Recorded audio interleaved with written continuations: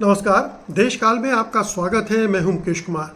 दोस्तों, बीजेपी की वरिष्ठ नेता स्मृति ईरानी ने राहुल गांधी के बारे में कुछ सकारात्मक बोल बोलकर उनकी थोड़ी तारीफ करके एक तरह से बीजेपी के अंदर, बीजेपी की सरकार, मोदी सरकार के अंदर खलबली मचा दी है। बल्कि कहना चाहिए कि पूरी राष्ट्रीय राजनीति में खलबली मचा दी है, क्योंकि स्मृति ईरानी राहुल गांधी की कट्टर विरोधी होती थी, गांधी परिवार की कट्टर विरोधी होती थी और लगातार, अगर सीधे शब्दों में कहें तो विश्वमन करती थी और गाली गलौज न कहें तो भी उनकी बहुत कड़वी भाषा होती थी। उनकी निंदा अभियान उनके प्रति उनका चलता रहता था। लेकिन कुछ परिवर्तन हुआ है 2024 के इलेक्शन के बाद, 4 जून के बाद जिस तरह से सरकार कमज़ोर हुई है, और सबसे बड़ी बात है कि अमेठी में जिस तरह से उनकी हार हुई है स्मृति ईरानी की, और एक कांग्रेस के एक साधारण नेता के हाथों हार हुई है, उसके बाद से उन्हें थोड़ा समझना पड़ा है। कुछ और चीज़ें इस बीच में घटित हुई है। जैसे जब स्मृति ईरानी बंगला खाली कर रही थी तो कई लोगों ने उनको ट्रोल करना शुरू किया था। तब राहुल गांधी ने उन्हें रोका था कि ये मत कीजिए, ये नहीं करना चाहिए। तो शायद इसका भी संदेश क्या हो, वजह चाहे जो भी हो, लेकिन उन्होंने जो बोला है वो बड़ा इम्पॉर्टेंट है। जो उन्होंने राहुल गांधी के चेंज आ गया है, राहुल गांधी में परिवर्तन हो गया है, ये जो कहा है, ये एक तरह से स्वीकार्यता है बीजेपी के एक नेता की कि राहुल गांधी को जो पहले जिस तरह से वो देख रही थी वो ये राहुल गांधी नहीं है। ये काफ़ी ग्रो कर चुके हैं, काफ़ी परिवर्तित हो चुके हैं और एक अब चुनौती के रूप में बीजेपी के सामने खड़े हो गए हैं। इन्हें आप अनदेखा नहीं कर सकते हैं, क्योंकि उसी इंटरव्यू के दौरान उन्होंने एक दूसरा जवाब जो दिया, जब एंकर इस बात पर आमादा था कि बाल बुद्धि मान ले और राहुल गांधी को बोल दे, तब उन्होंने कहा कि हमें बचकानापन नहीं देखना चाहिए उनमें। वो बहुत अब कैलकुलेटेड ढंग से अपनी पॉलिटिक्स कर रहे हैं, कैलकुलेटेड ढंग से वो अपनी राजनीति को आगे बढ़ा रहे हैं। तो राहुल गांधी के बारे में एक ये दूसरा महत्वपूर्ण जुमला उन्होंने कहा, या आप कहें बयान उन्होंने दिया। तीसरा एक महत्वपूर्ण बात उन्होंने उनकी टी शर्ट को लेकर कहा। उन्होंने कहा कि Rahul Gandhi white T shirt पहन के सदन में आ जाते हैं और ये एक मैसेज होता है नौजवानों के लिए, युवाओं के लिए, क्योंकि युवाओं में अब ट्रेंड कुर्ते पजामे वाला नहीं रहा, अब टी शर्ट और जीन्स वाला रह गया है। तो वो उनको अपील करता है। एक संबित पात्रा ने किसी टीवी चैनल पे इसकी आलोचना की थी कि वो टी शर्ट पहन के चले आते हैं, लेकिन ये अब एक्सेप्टेबल है। तो नौजवानों को वो कनेक्ट कर रहे हैं और उन्होंने उनकी जो राजनीति है जिसमें वो उन्होंने अपने को बदल के सॉफ्ट हिंदुत्व से इधर जाति के विमर्श पर ले आए हैं, जाति जनगणना, आरक्षण की सीमा बढ़ाने वगैरह को लेकर, वो उसको भी उन्होंने स्वीकार किया कि राहुल गांधी ने अपनी राजनीति को स्विच कर लिया है। अब वो पहले वाली राजनीति नहीं कर रहे हैं, एक ज़्यादा परिपक्व राजनीति कर रहे हैं। उनके पास राजनीति में एक कंटेंट है जिसको लेकर वो मैदान में उतरे हुए हैं। तो एक बीजेपी की, और ये बीजेपी के कोई आम नेता नहीं है, बीजेपी की जो ऊपरी लेयर की नेता है, उच्च स्तर की नेता है, उनमें से नेता है वो। और अगर वो ये स्वीकार कर रही हैं तो उनके स्वीकार करने का ये मतलब है कि पार्टी के अंदर ऐसे बहुत सारे नेता हो सकते हैं जो इसी तरह से सोच रहे हों और बोलने की हिम्मत न कर पा रहे हों।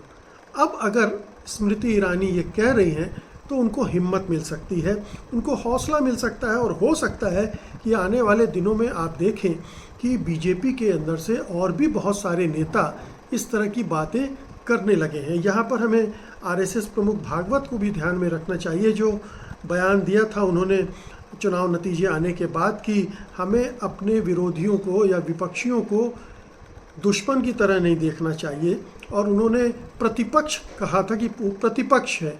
तो क्या स्मृति ईरानी भागवत की लाइन को लेकर आगे बढ़ रही हैं? क्या वो भागवत के जो विचार हैं उनके आधार पर ये सारा विमर्श कर रही हैं और इसका असर पूरी राजनीति पर पड़ेगा। सवाल ये भी है कि प्रधानमंत्री नरेंद्र मोदी इसे किस तरह से ले रहे होंगे। क्या उन्हें ये पसंद आएगा कि बीजेपी की एक वरिष्ठ नेता उनके प्रमुख प्रतिद्वंदी, जिसे वो अपने दुश्मन की तरह ट्रीट करते हैं, उसकी तारीफ करें? उन्हें बिल्कुल पसंद नहीं आएगा। लेकिन पसंद आए या ना आए, आज प्रधानमंत्री नरेंद्र मोदी की स्थिति शायद बहुत कमज़ोर है, तो वो इस पर बहुत आपत्ति नहीं कर सकते, उनके खिलाफ कोई कार्रवाई नहीं कर सकते, और बल्कि उन्होंने ये भांप लिया होगा कि शायद ये बीजेपी के अंदर एक कशमकश चल रही है इसी सब को लेकर, और आने वाले समय में और लोग भी ये बात कह सकते हैं। तो इसका असर ये हो सकता है कि प्रधानमंत्री नरेंद्र मोदी खुद अपनी राजनीति को भी अब बदलने की कोशिश करें। वो जो बिल्कुल एकदम से एंटी राहुल, एंटी गांधी परिवार वाला स्टांस लेकर चलते हैं, उनका मजाक उड़ाते हैं शहजादे करके, वंशवादी कह के, शायद अब उनको अपने आप को बदलना पड़ेगा।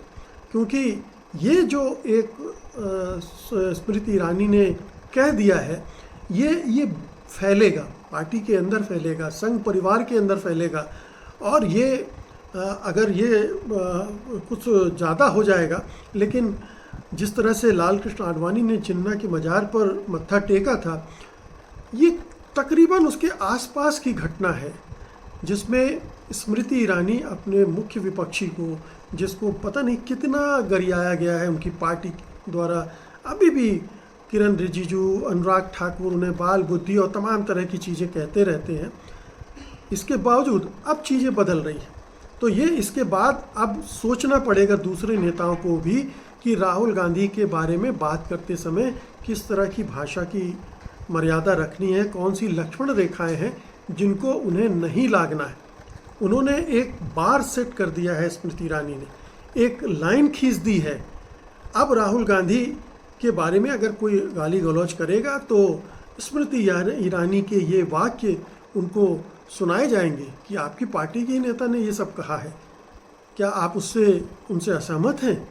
तो ये एक बहुत मुश्किल परिस्थिति में स्मृति ईरानी ने अपने बीजेपी के नेताओं को, प्रवक्ताओं को, मोदी जी को, अमित शाह को, अनुराग ठाकुर को, किरण रिजिजू जैसे नेताओं को डाल दिया है कि अब उन्हें अपनी भाषा बदलनी पड़ेगी और राहुल गांधी के प्रति अपना जो दृष्टिकोण है उसको भी बदलना पड़ेगा।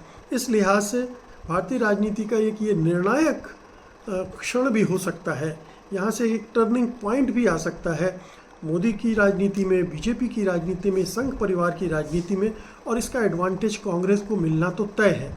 क्योंकि जब सबसे ज़्यादा कठोर हमला करने वाली नेता उनके प्रति उदार हो रही है, तो ये एक बड़ी जीत है राहुल गांधी की, उनकी सदाशयता की जीत है जो उन्होंने स्मृति ईरानी के प्रति दिखाई, और जाहिर है कि ये पूरी कांग्रेस की इसे सेलिब्रेट कर रही होगी, कांग्रेस के दिल खिल गए होंगे, तो वो उसको उस तरह से इंटरप्रेट कर रहे होंगे और इसका इस्तेमाल भी उनकी पार्टी इसी तरह से करेगी। तो स्मृति ईरानी का इस बयान का लब्बो लुआब ये है, इस इंटरव्यू में उन्होंने जो कुछ कहा कि उन्होंने अपनी पार्टी को, अपनी सरकार को एक डिफेंसिव मोड में ला दिया है और कांग्रेस को एक और मुद्दा दे दिया है, बल्कि ये कहना चाहिए एक तमगा दे दिया है, राहुल गांधी को भी और कांग्रेस को भी। बहुत बहुत शुक्रिया आपका, धन्यवाद, नमस्कार।